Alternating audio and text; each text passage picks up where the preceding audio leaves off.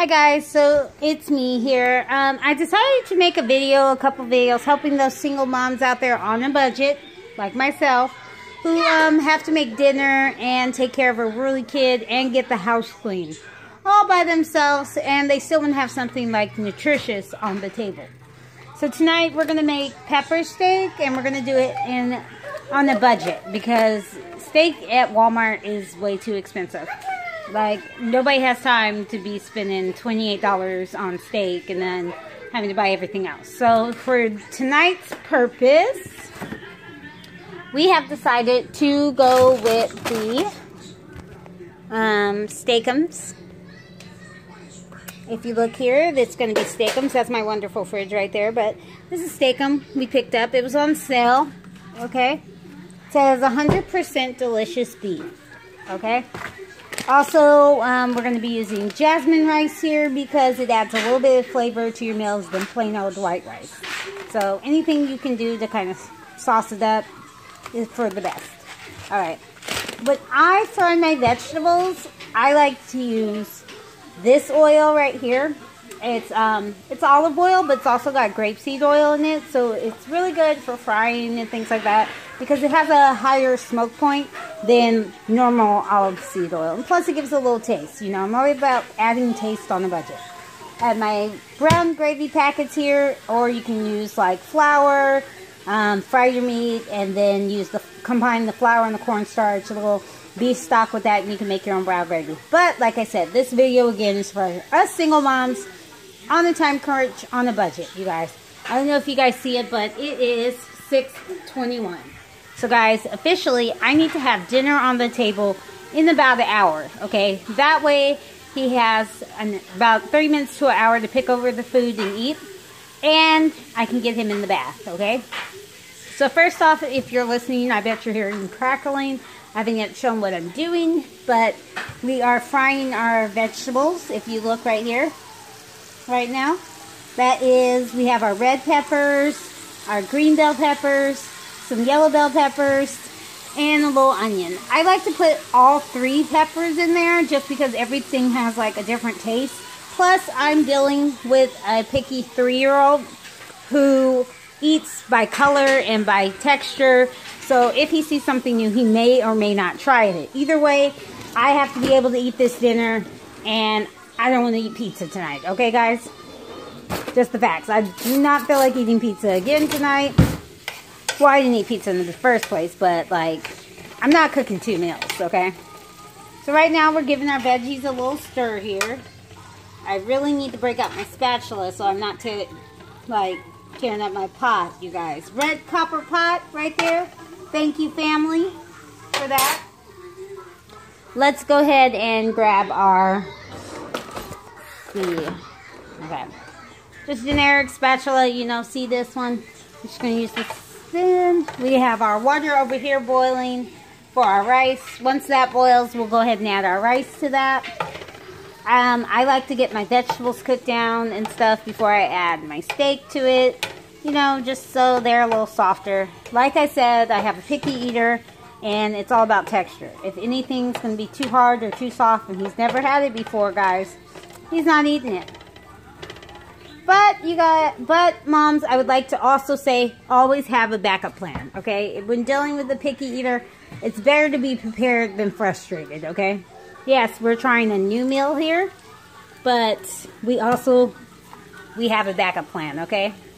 90 seconds, okay? Because I'm not cooking a full meal for somebody who may or may not eat, okay? So we got the beefaroni is our protein in this crunch, okay?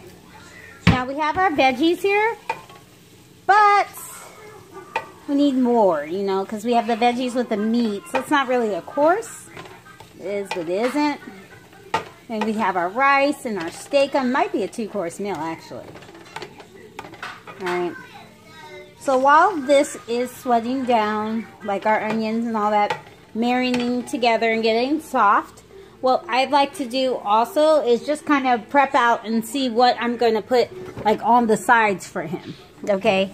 Right now my fridge, I have a ton of fresh fruit and yogurts and stuff.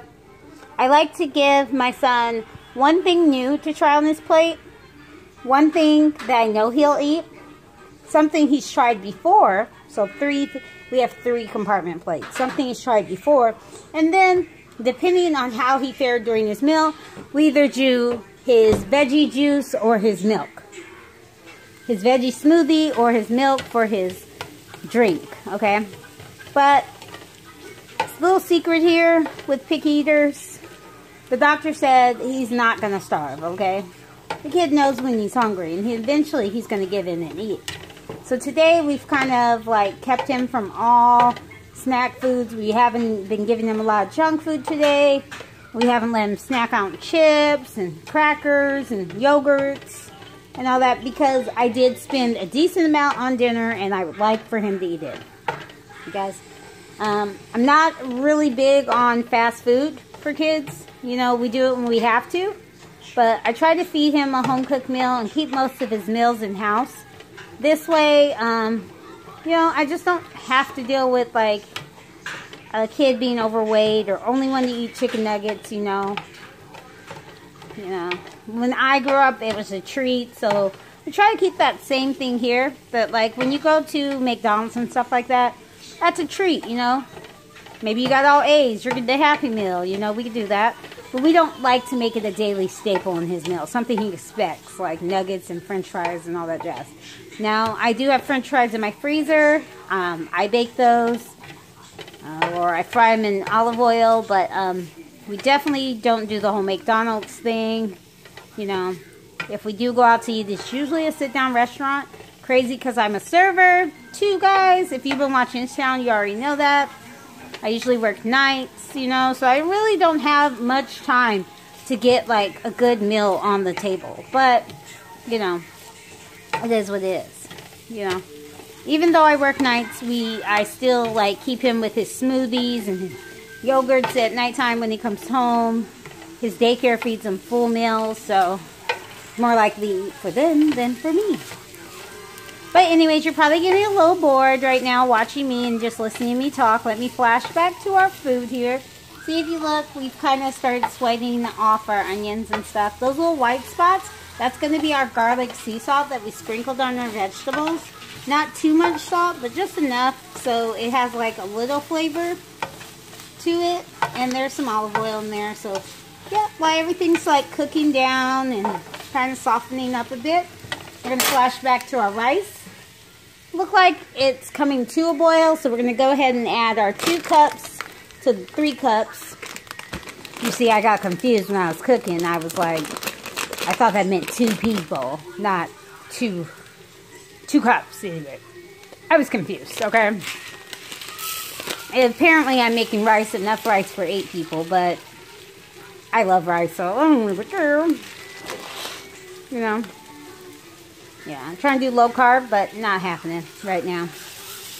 Especially as I'm making rice for dinner. Alright, so the way jasmine rice works, you're going to want to boil your water first. And then once your water comes to a boil, you're going to want to put your rice in. Okay? It's really important that when you put your rice in a pot of water like this, you just don't leave it. You need to stir it a little bit. That way the starch can like evenly distribute in the water. Plus, your rice gets level, and it's not all cooking, like, in one spot. You don't have one mountain of rice and then, like, a bunch of pasta. I don't know if you see that kid over there, but, yeah, that's the guy we're making dinner for over there. That little guy. He's currently doing Paw Patrol right now. Alright, so now that we have our rice in here, and if you look, our boiling has stopped because it's gotten thicker with the starch, and also because of the rice we put in.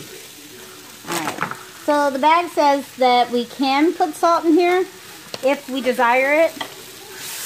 I love putting salt in my rice personally. I don't know exactly what it does, but I feel like it thickens it up a little bit, and I'm a really big fan of like thick, sticky rices. Like, I feel like it keeps the starch in there for a little bit. Alright? So the amazing thing about this pan, you guys, if you don't have one, you should really get one. It's a copper pot. So even though you see like the browning right there, you see how easily that came up, guys? Yeah, that's the browning. Nothing's going to stick in this pan. It's going to let us saute it. If you notice your veggies starting to stick a little bit more, then maybe you didn't put enough olive oil to coat them. But yeah, okay. So while this is browning and while rice is boiling, well, first off, I'll tell you what we have to do for the rice.